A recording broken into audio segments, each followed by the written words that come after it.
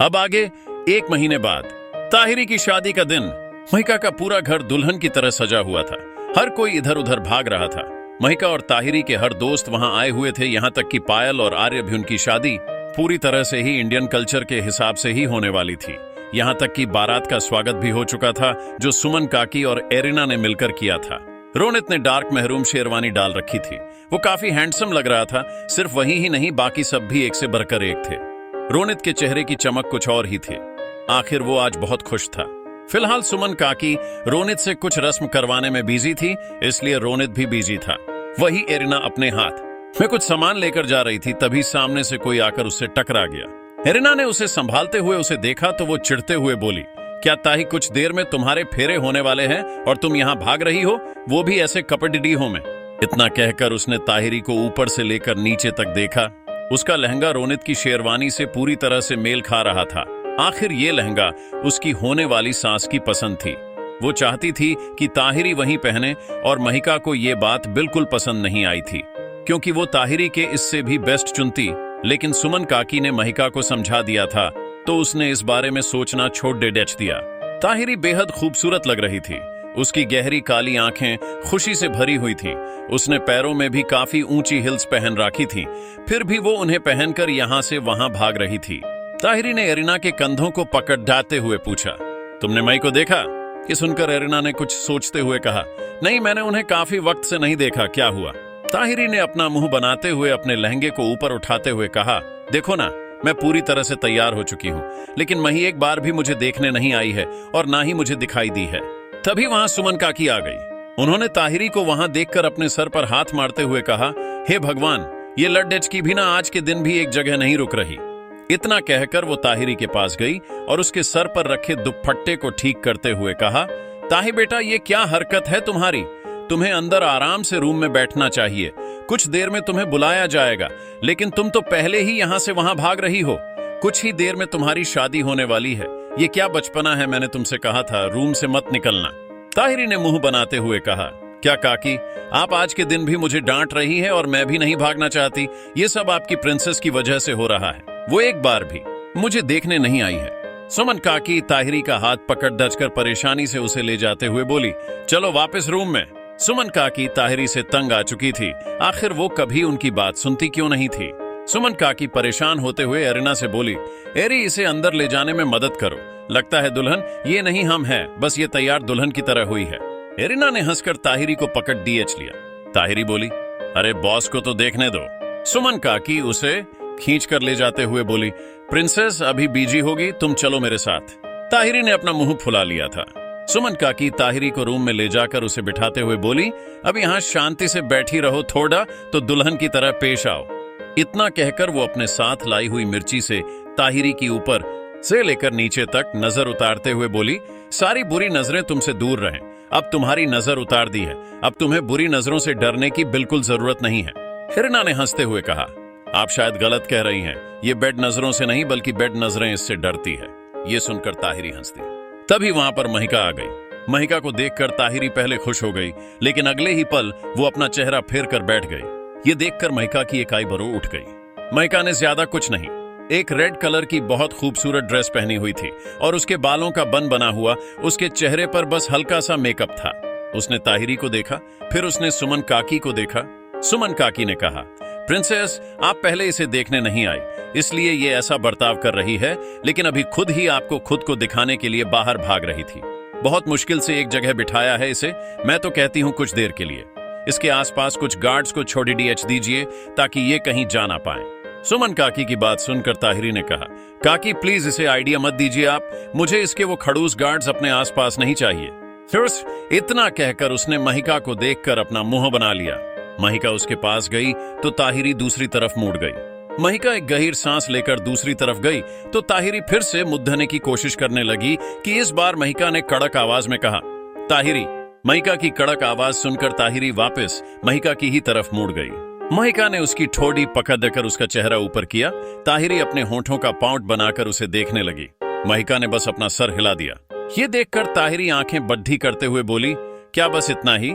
हर कोई मेरी तारीफ करते हुए नहीं थक रहा और तूने बस अपना सर हिलाया। कम से कम आज के दिन मेरी तारीफ में 2 शब्द ही कह दें। महिका ने पूछा, क्यों आज ऐसा क्या है? जहां तक मुझे पता है आज के दिन तुमने कुछ भी नहीं किया है। यह सुनकर ताहिरी महिका की ओर इशारा करके सुमन काकी से बोली, देखा देखा इस हिटलर को, अगर इसका बस चले तो ये मेरे फेरों पर भी मुझसे काम कराएं, हिटलर कहीं की। महिका ने उसे घूर कर देखा। वही सुमन काकी महिका को देखती तो कभी ताहिरी को देखती। सुमन काकी ने महिका को देखते हुए अपने मन में कहा, आप अभी तक ये नहीं जानती कि ताही आपसे दूर जाएगी, वो अब से आपके साथ नहीं रहेगी। आपको अभी ही बता देती हूँ। वो महिका से कहने ही जा रही थी कि डोर पर नोक हुआ। हरीना ने डोर खोला तो सबसे पहले अंदर कूदती हुई संजू आई, फिर उसके पीछे शौरभ, रोहन, अमित, तेज सब लोग आ गए। शौरभ ने ताहिरी को देखते हुए कहा, आप तो बहुत खूबसूरत लग रही हैं। तेज ने ताहिरी को देखते हुए कहा, ताई आज तो तुम्हारा हुलिया ही चेंज है। ताहिरी ने हंसते हुए कहा, आप सब भी अच्छे लग रहे हैं। वो सब ताहिरी के पास घेरा बनाकर बैठ गए। तभी वहां पर वासु आ गया, जिसने गोल्डन कलर की शेरवानी पहनी थी। आखिर वो वसुयंत सिंह था और उसकी दी ताही दी की शादी थी। वो सबको साइड हटाते हुए बोला, हटो हटो, ये मेरी ताई दी है, आप सबकी वजह से उनका मेकअप खराब हो जाएगा। संजू ने अपनी कमर पर हाथ रखकर वासु को घूरते हुए कहा, ये तुम्हारी दी थी, लेकिन अब ये हमारी भाभी है, समझे? वासु ने संजू को ऊपर से लेकर नीचे तक देखते हुए कहा, ओ तो तुम भी आई हो। वो क्या है ना, तुम इतनी छोटी हो कि मुझे दिखाई नहीं दी। संजू ने अपने पैर जमीन पर पटकते हुए वासु को उंगली दिखाते हुए कहा, तुम। वासु ने एक टेढ़ी स्माइल करते हुए कहा, हाँ तुम। सुमन काकी ने वासु से कहा, वासु बाबा ऐसे नहीं कहते, संजू बेटा बाराती है, आपको उनका स्वागत करना चाहिए। ये सुनकर संजू अकद्दाट से वासु को देखने लगी।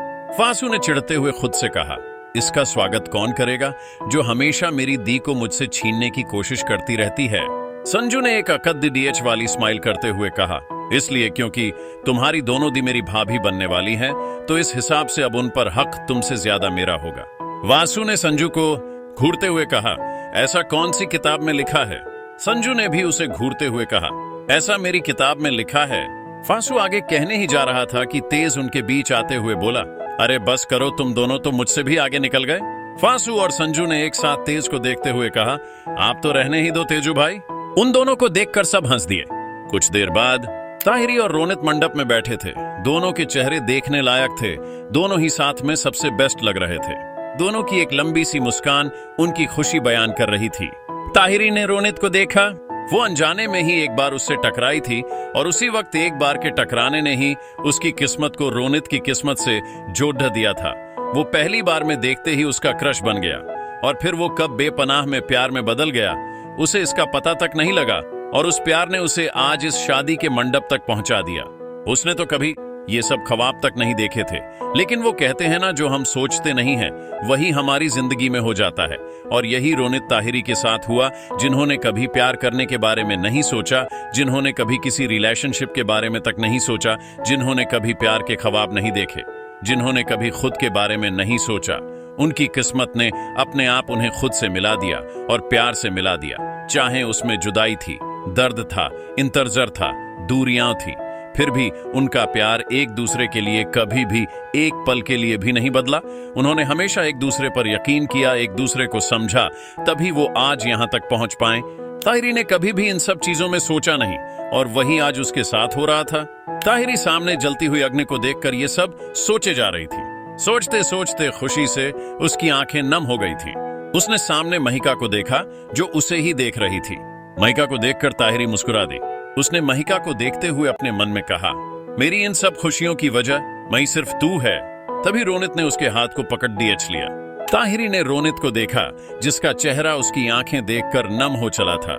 रोनित के सीरियस चेहरे को देखकर ताहिरी ने दूसरे हाथ से अपनी नम पलकें पोंछते हुए हंसते हुए कहा, स्वीट से खड़ूस मत बनिए, ये बस खुशी के आंसू हैं।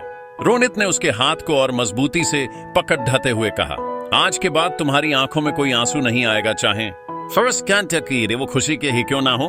ताहिरी रोते रोते हंस दी। तभी वहां पर वासु आ गया और अपने रुमाल से ताहिरी के आंसू पोंछते हुए रोनित से बोला, आप मेरी दी को क्यों रुला रहे हैं? रोनित ने ताहिरी को देखते हुए वासु से कहा, माफ कर देना, ये बस आखिरी बार है जब तुम्हारी ताही दी की आंखों में आंसू है। वासु ने कहा, अच्छा है फिर तो, नहीं तो आप देख लेना, आपका सामना फिर सीधा किससे होगा ये आप जानते हैं। रोनित ने महिका को देखते हुए हंसते हुए कहा, मैं जानता हूं, लेकिन अब तुम्हें फिक्र करने की जरूरत नहीं है। वासु ने अपना सर हिलाया। तभी ताहिरी ने उसके कान खींचते हुए कहा, बच्चू तुम यहाँ किस लिए आए हो? फासू अपने कान छुड़ाने की कोशिश करते हुए बोला, दी मैंने आपको रोते हुए देखा, इसलिए आपको अपना हैंकी देने आया हूँ। ताहिरी ने और जोर से उसके कान को मोदते हुए कहा, बच्चू तुम्हारी नस नस से वाकिफ हूँ, तुम्हें मैंने ही बद्धा किया है, अब बताओ। वासु ने अपने कान को सहलाते हुए यहाँ वहां देखते हुए ताहिरी के कान के पास जाकर कहा, दी रोनी जीजू के जूते कहीं दिखाई नहीं दे रहे। ये सुनकर ताहिरी ने फटाफट रोनित से पूछा, आपके जूते कहाँ हैं? रोनित ने कहा, वो तो गुद्दिया लेकर गई है। ये सुनकर वासु ने कहा, तभी तो दिखाई नहीं दे रहे, अब मुझे उन्हें ढूंढना होगा, वो इतनी आसानी से तो देने से रहे। ताहिरी ने कहा, हाँ सही कहा, चलो ढूंढने चलते हैं, मजा आएगा। इतना कहकर वो उठने जा रही थी कि वासु उसे बिठाते हुए कहा, अरे दी क्या कर रही हो? आपकी शादी है, मेरी नहीं है, भूल गई क्या मंडप में है आप? ताहिरी एक फीकी हंसी हंस दी। वासु सीधा संजू और बाकी सबके पास गया तो जूते वहीं सामने रखे थे, लेकिन उनके आसपास संजू, रोहन, शौरभ, अमित, यहां तक कि तेज भी उनकी रखवाली के लिए वहां मौजूद थे। वासु ने तेज से कहा, तेजू भाई आप मेरी साइड नहीं हो, मुझे लगा कि आप तो कम से कम हमारी साइड हो। तेज ने कहा, सॉरी छोटे, लेकिन मैं लाड्सको वालों की तरफ से हूं और जो तुम्हारी ये नजरें जूतों पर है इन्हें हटा लो। वासु ने चिढ़ाते हुए संजू को देखा जो उसे ही चिढ़ा रही थी। ये देखकर वो और चिढ़ गया। कुछ देर बाद कन्यादान के लिए किसी को बुलाया गया। ताहिरी चाहती थी कि महिका ही ऐसा करें, लेकिन महिका ने ऐसा नहीं किया, बल्कि उसने मुकेश और सुमन काकी को कहा, जो खुशी खुशी ताहिरी का कन्यादान करने चले। आखिर उन्होंने ताहिरी को बिल्कुल अपनी बेटी माना था। वही वासु को जब कैसे भी करके जूते नहीं मिले तो वो आखिर में महिका के पास गया और कहा, दी देखो ना, ये लोग रोनित जीजू के जूते नहीं दे रहे। महिका ने वासु को देखते हुए कहा, तुम्हें उनके जूते की क्या जरूरत है? ये सुनकर वासु ने अपना सर पीट लिया। रोशनी जो महिका के साइड ही बैठी थी, उसने महिका से कहा, ये जूते चुराई की रस्म होती है। लड्डिच वालों और लड्डिच वालों में जो आखिर में दूल्हे को जूते पहनाता है उन्हें नेक मिलता है। ये सुनकर महिका ने अपना सर हिलाया। फिर उसने वासु से कहा, तुम्हें क्या चाहिए बताओ, मैं तुम्हें दे देती हूँ। ये सुनकर रोशनी महिका को देखने लगी। वासु ने रोशनी को देखते हुए कहा, मैं इनकी भाषा में इन्हें समझाता हूँ। इतना कहकर वो महिका से बोला, ये सिर्फ रस्म और नेक के बारे में नहीं है, बल्कि ये हमारी हार जीत का भी सवाल है। ये सुनकर महिका ने कहा, कैसे? वासु ने कहा, दी देखो, अगर उन्होंने जूते पहनाए तो लड़की वाले जीत जाएंगे और हम लड़की वाले हार जाएंगे। अगर लड़की वाले हारे तो आप हारी। ये सिर्फ लड़की वालों की हार नहीं, बल्कि महिका सिंह की हार होगी, महिका सिंह की। सोचिए जरा, क्या महिका सिंह कभी हारी है? ये सुनकर महिका सोचने लगी, वो कैसे हार सकती थी। उसने अपनी सीट पर से उठते हुए कहा, सिर्फ जूतों की वजह से महिका सिंह हार जाए, ये नामुमकिन है। वासु ने महिका को मोटिवेट करते हुए कहा, बिल्कुल दी देखो, उन लोगों के पास है वही रखे हैं। इतना कहकर उसने अपनी उंगली से संजू और उसकी गैंग की तरफ इशारा किया।